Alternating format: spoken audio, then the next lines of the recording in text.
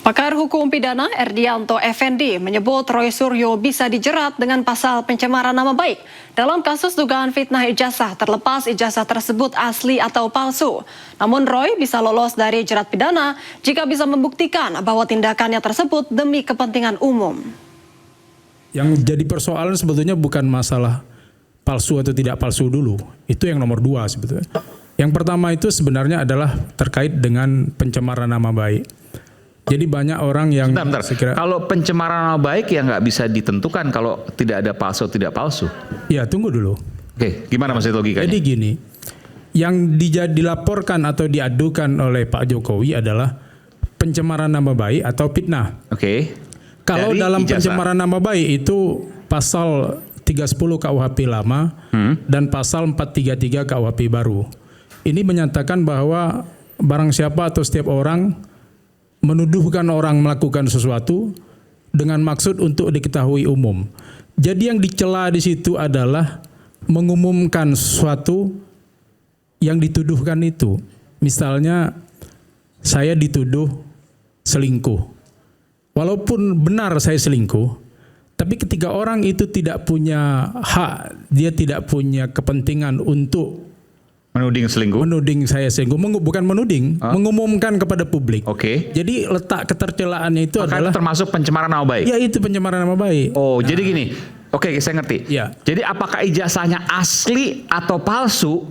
Katakanlah memang benar asli. Ya? Benar palsu. Katakanlah memang benar palsu. Ya, lalu Mas Roy teriak soal palsu. Ya. Tapi Mas Roy nggak punya kepentingan untuk meneriakan bahwa itu palsu, maka itu masuk pencemaran nama baik. Iya. Oke. Nah itu palsu ijazahnya mau ngapain lah? Tunggu dulu Mas Roy. 99,9%. Saya 3 jam nunggu Mas Roy. Oke. Jadi sekali lagi ini menarik ya. Kalau memang ijazahnya benar palsu, lalu Mas Roy menuding, Mas Roy dan kawan-kawan ya, menuding palsu, tapi tidak punya kepentingan apapun, maka itu masuk pasal pencemaran nama baik. Menurut Anda? Dan ancaman pidananya hanya 9 bulan. Tapi tenang dulu Mas Roy. Ada pasal 310 ayat 3 yang menyatakan bahwa kalau tuduhan itu, pengumuman itu dilakukan untuk kepentingan umum atau membela diri, nah itu dianggap bukan penghinaan. Polda Metro Jaya telah menerima laporan terkait dugaan kasus pelecehan terhadap profesi wartawan yang melibatkan pengacara Hotman Paris Hutapea. Pihak kepolisian kini sedang mengkaji lebih dalam atas laporan tersebut. Kalau kau punya otak, lu tahu jawabannya.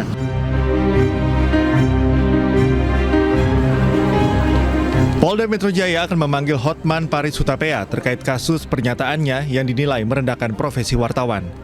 Hotman telah dilaporkan 2 lembaga terkait dugaan kasus tersebut.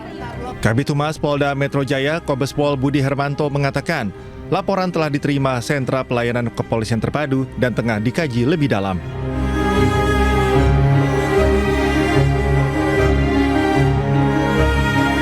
Sebelumnya, Persatuan Wartawan Indonesia atau PWI Pusat melaporkan pengacara Hotman Paris Hutapea ke Polda Metro Jaya atas dugaan pelecehan terhadap profesi wartawan saat jumpa pers terkait kasus mantan Jampitsus Febri Adriansyah. PWI menyesalkan pernyataan advokat Hotman Paris Hutapea kepada wartawan saat memberikan keterangan kepada media di lingkungan Kejaksaan Agung. Kita sangat merespon, sangat menerima apa permohonan maaf itu benar itu. Nah, kita terima dan itu disampaikannya lewat video di Instagramnya ya, disampaikannya. Tetapi kan itu tidak tentu menyelesaikan tindak pidana yang telah dilakukan. Artinya permohonan maaf itu secara manusiawi kita terima. Sidang pra-peradilan jilid ketiga Roy Suryo yang digelar Pengadilan Negeri Jakarta Selatan ditunda hingga 29 Juli 2026. Penundaan disebabkan oleh ketidakhadiran pihak kejaksaan selaku turut termohon. Pengadilan Negeri Jakarta Selatan menunda sidang pra-peradilan yang dilayangkan oleh Roy Suryo terkait ganti rugi atas pengabulan perkara pra-peradilan penggeledahan, penangkapan, dan penahanan dalam kasus tudingan ijazah palsu Presiden ke-7 RI Joko Widodo. Sidang pra-peradilan jilid 3 Roy Suryo ini ditunda hingga 29 Juli 2026 pekan depan. Penundaan disebabkan oleh ketidakhadiran pihak kejaksaan selaku turut termohon dalam perkara tersebut. Untuk itu, Hakim Tunggal memutuskan untuk menjadwalkan ulang persidangan guna memastikan kehadiran seluruh pihak terkait. Hari pertama, ketika pra-peradilan kami selaku pemohon, itu kamilah yang kemudian akan membacakan permohonan kami apa. terhadap termohon dan juga terhadap turut termohon. Jadi kami itu tidak bisa kemudian santai-santai. Hari pertama itu hari kita, baru hari kedua besok itu jawaban dari seharusnya termohon dan juga turut termohon. Kemudian kami juga harus langsung memberikan jawaban hari itu juga, yaitu berupa replik dan juga mereka kemudian duplik.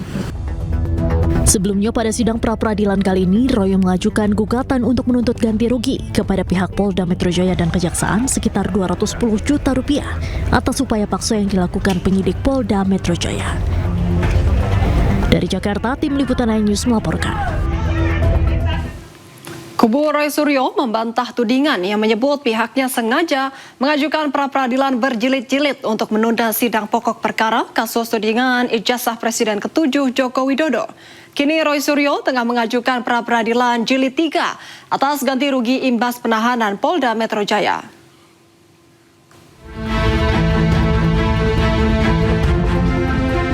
Kuasa hukum Roy Suryo, Refli Harun, menanggapi tuduhan bahwa pihaknya sengaja menunda-nunda pokok perkara kasus tudingan ijazah palsu Presiden ke-7 Joko Widodo.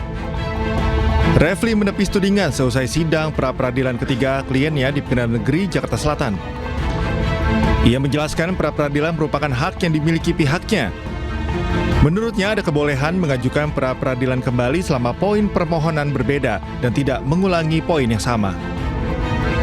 Kami tidak ingin menyerang siapapun, tapi kalau kami dikatakan menunda-nunda, ya kalau dalam fakta hari ini yang menunda itu bukan kita. Nah itu. Penundaan terjadi 1 pekan kemudian karena ketidakhadiran turut termohon dalam hal ini Kejaksaan Negeri yang juga akan menjadi penuntut kalau misalnya masuk perkara pokok. Tapi selama item permohonannya itu berbeda, itu adalah hak. Hak itu bisa kita ambil, bisa tidak. Tidak boleh ada siapapun yang kemudian mengatakan hak itu tidak boleh digunakan dengan prejudice gitu ya. Sementara itu, kuasa hukum Jokowi Rifai Kusumanegara menilai kubu Roy Suryo sengaja mengulur-ulur waktu dengan mengajukan gugatan pra-peradilan berjilid-jilid. Ia menilai langkah itu hanya membuang waktu karena gugatan tersebut membuat sidang pokok perkara tak kunjung digelar. Pertimbangan hakim ini cukup keras ya, kalau buat saya ini cukup keras sampai menyimpulkan bahwa ditujukan untuk mengulur-ngulur pemeriksaan pokok perkara dan merupakan upaya yang tidak menghormati atau menyalahgunakan lembaga pra-peradilan. Buat saya ini pertimbangan yang cukup keras dari Hakim PN Jakarta Selatan yang seharusnya menjadi perhatian bagi para pihak, termasuk dalam mengajukan upaya pra ketiga. Sidang pra-peradilan jilid 3 yang diajukan kubu Roy Suryo atas ganti kerugian imbas penahanan Polda Metro Jaya ditunda hingga pekan depan karena pihak kejaksaan tak menghadiri persidangan. Dari Jakarta, tim liputan iNews melaporkan.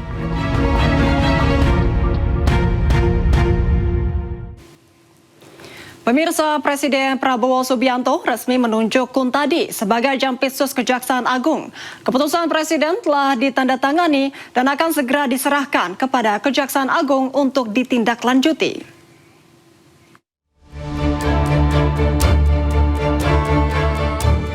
Presiden Prabowo Subianto resmi menunjuk Kuntadi sebagai Jaksa Agung Muda Bidang Tindak Pidana Khusus atau Jampitsus Kejaksaan Agung, menggantikan Febri Adriansyah yang tersandung kasus korupsi.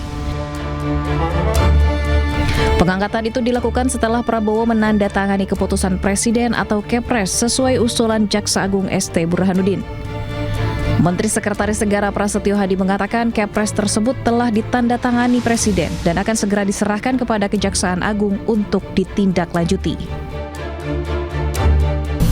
Dapat kami informasikan bahwa kemarin Bapak Presiden telah menandatangani Kepres sesuai dengan hasil dari tim penilai akhir sebagaimana mengacu kepada surat usulan dari Jaksa Agung yang kemudian rencananya hari ini akan kami tindak lanjuti secara administratif untuk nantinya petikan dari Kepres tersebut kami kirimkan kepada instansi terkait.